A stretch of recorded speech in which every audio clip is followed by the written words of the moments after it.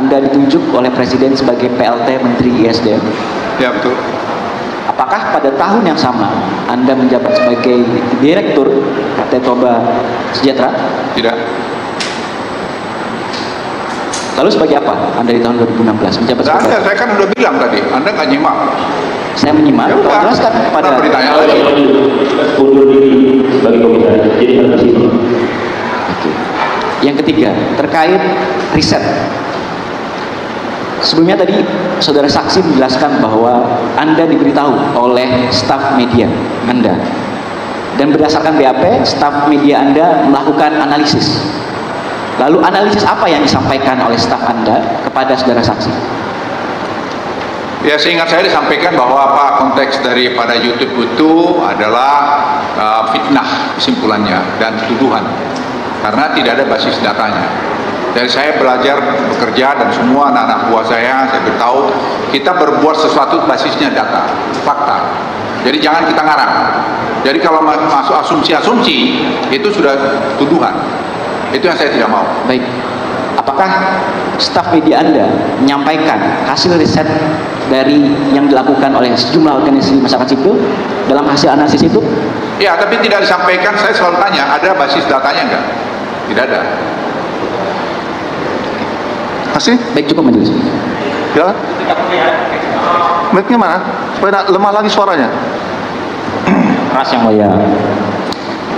Tadi saya sangat mengapresiasi dari awal, bahkan saudara saksi datang ke sini bahwa saya mengambil keputusan apapun berbasiskan fakta, berbasiskan punya integritas dan yang lain-lain. Nah, bahkan tadi sempat saya tanyakan, jika memang ada perubahan informasi saat ini, Anda yang mengkoreksi kesimpulan awal Anda saat ini, Anda bersedia untuk mengkoreksinya kalau itu memang faktanya. Demikian benar? Ya. Ya. Nah, berkaitan dengan hal tersebut, tadi berkali-kali kami bertanya terkait dengan adanya perjanjian bisnis antara perusahaan saudara yang dikendalikan oleh direksi bawahan-bawahan saudara dengan entitas asing, dalam hal ini di Erewo, Papua. Nah, pertanyaan saya, karena Anda tadi bilang tidak tahu, kemudian setelah ditunjukkan tadi dokumen-dokumen juga tidak tahu, apakah saudara masih berkeyakinan bahwa apa yang dibicarakan oleh Haris dan Fathia atau yang ditulis oleh Koalisi Masyarakat Sipil ini sebagai sesuatu yang tidak benar? Ya, tidak benar. Yakin, aku yakin tidak benar. Sampai kemudian kalau saya sampaikan di hadapan saudara buktinya dengan terjemahan tertulis termasuk perjanjian-perjanjiannya, apakah saudara masih menyangkalnya? Ya, kan harus diurut semua itu sampai kepada titik di mana mereka mengatakan kami tidak mau ikut di situ. Oke. Demikian dari saudara ya. Dari saya terima kasih. Sedikit.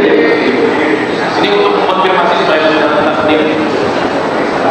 Saudara saksi di KKN, saudara mengatakan. Coba mic ini yang lebih jelas. Coba, ya kasih itu kan bisa. Ya, saya pakai dua-dua yang mulia biar satu Indonesia dengar yang mulia. Ya, saudara mengatakan bahwa saudara disampaikan video itu oleh staf saudara yang bernama Singgi tersebut. Pertanyaan saya, bagaimana saudara Singgi tersebut menyampaikan video ini? Apakah sudah ada kesimpulan bahwa ini tuduhan tidak benar, atau kemudian kesimpulan itu Anda buat sendiri? Apa tadi? Saudara menyampaikan bahwa saudara mendapatkan informasi video ini dari staf saudara, di briefing seperti itu ya? Betul tidak? Betul. Bagaimana staf saudara yang bernama Singgi itu membriefing saudara? Apakah staf tersebut sudah menyimpulkan bahwa ini ada tuduhan yang tidak benar terlebih dahulu, atau kemudian baru Anda menilai berdasarkan penilaian Anda pribadi? Saudara Singgi ini pembantu saya yang paten. Saudara saksi fokus kepada yang saya mau jawab. langsung to the point aja, saudara saksi. Anda kalau mau berikan jawab itu supaya komprehensif, supaya Anda tahu.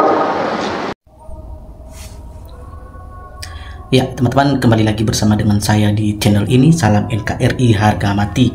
Nah, teman-teman, di sebuah cuplikan video tadi yang barusan kita tonton, ya kita melihat bahwa di mana saat Luhut di sidang dalam ruangan majelis hakim dan tentang terkait kasus dugaan korupsi yang selama ini. Nah, teman-teman, kita melihat bahwa begitu ya Luhut menjawab pertanyaan-pertanyaan yang dilontarkan oleh pihak jaksa, entah dari hakim dan dia begitu tegas untuk menjawab pertanyaan-pertanyaan tersebut. Namun kita melihat bahwa kita melihat juga Luhut di sana sedang dalam grogi atau sedang dalam ketakutan karena takut salah menjawab juga, ya bisa berubah fakta. Nah, teman-teman, kita melihat ya apa di sini yang menjadi komentar netizen di dalam video ini ya. Ada yang mengatakan bahwa KPK yang sekarang sebaiknya diganti, ya harus diusulkan kepada Presiden Prabowo. Nah, KPK sepertinya di dalam mengambil tindakan ya dalam kasus-kasus korupsi seperti ini, mereka tidak bisa mengeksekusi dengan secepatnya.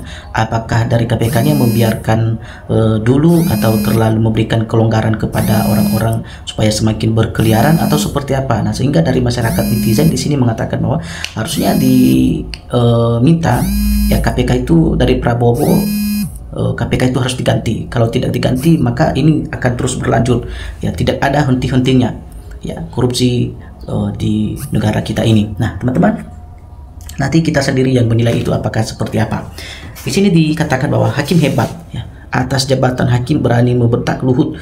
Ya, setuju, Luhut harus ya diberi wawasan dan peringatan. Nah, artinya masyarakat setuju ketika hakim itu harus bertindak tegas kepada orang yang bersalah dan tidak dibiarkan orang tersebut semakin berlarut-larut di dalam kejahatannya, karena ini akan merugikan suatu bangsa dan suatu negara, dan terlebih kepada seluruh masyarakat Indonesia.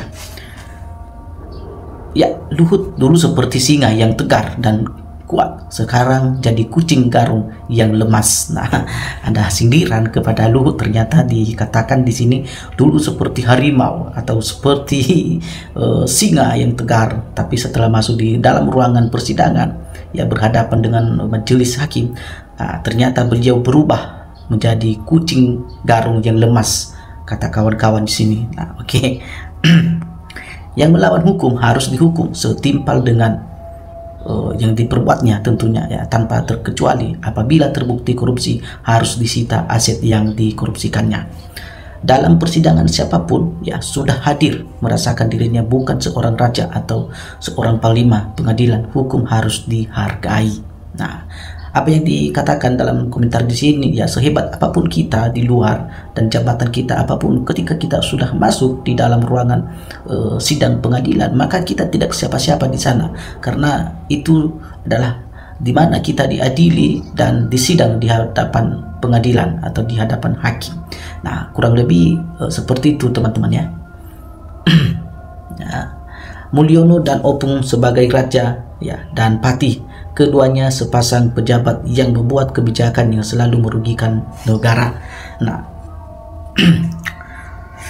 rakus harta dan jabatan, skenario kriminalisasi kepada tokoh termasuk kepada ulama. Nah, teman-teman, ada yang memberikan tanggapannya di sini bahwa termasuk ya Luhut dan Jokowi ini ya menjadi orang yang berbuat jahat dan melakukan kriminalisasi terhadap masyarakat Indonesia dengan cara-cara yang mereka lakukan yang saat ini. Hakim dan jaksa harus kompak ya menjunjung kebenaran ya tanpa pandang bulu, karena mereka pengkhianat rakyat dan bangsa ya. Tentu kita berharap kepada para penegak hukum termasuk termasuk kepada hakim atau majelis hakim dan jaksa yang dimana mereka bertugas ya mengabdi untuk memberikan keadilan bagi setiap masyarakat yang berbuat kesalahan. Yang patut dihukum tentu harus dihukum, karena kalau tidak diperlakukan seperti itu, teman-teman, maka ya negara kita ini akan kacau dan hancur. Karena kalau tanpa ada hukum di suatu negara, di suatu bangsa, maka negara itu akan segera runtuh dan tidak utuh lagi. Ya, mantap ya, kejar terus Pak ya keadilan sampai titik akhir hak rakyat seluruh Indonesia. Semoga Tuhan selalu menolong orang-orang yang benar. Amin. Ya. Ya, hakim tegakkan keadilanmu ya. Luhut omong kosong itu, bohong itu, Luhut jangan dipercaya. Ya. Ya, tidak ada pejabat atau penjahat yang berwibawa ya, malah rendah serendah-rendahnya. Sita saja aset hasil korupsi ya. Akse sukses terus Pak Hakim ya, Pak Hakim yang sidang Luhut ini. Inilah para penguasa, dilihat dari nada bicaranya saja orang kebal hukum.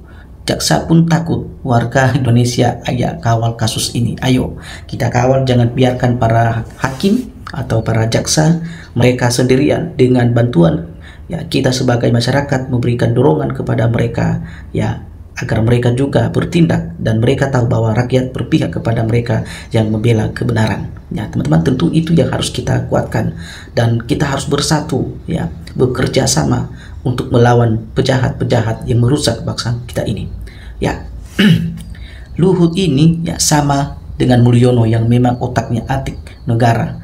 Tuntaskan sampai jelas ya. Oke, kita percaya bahwa para hakim akan usut tuntas dan sampai beres kasus Pak Luhut ini.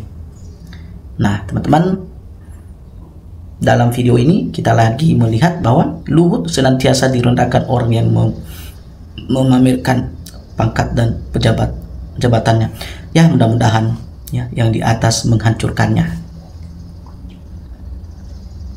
Ya, hakim muda ini bagus ya, miskinkan orang koruptor ini sudah tua masih serakah. Ya teman-teman, inilah sebuah hujatan atau kritik yang keras buat Luhut. Ya semoga Bapak Luhut segera bertaubat dan tidak lagi melakukan kejahatan-kejahatan yang diduga atau yang menjadi kasus sama seperti yang saat ini. Ya oke teman-teman, inilah sebuah komentar-komentar atau tanggapan para netizen yang ada di dalam video ini. Teman-teman, berikanlah tanggapan Anda supaya kita bisa sama-sama saling belajar di dalam dunia berpolitik ini. Dan sampai ketemu di video selanjutnya. Salam NKRI harga mati.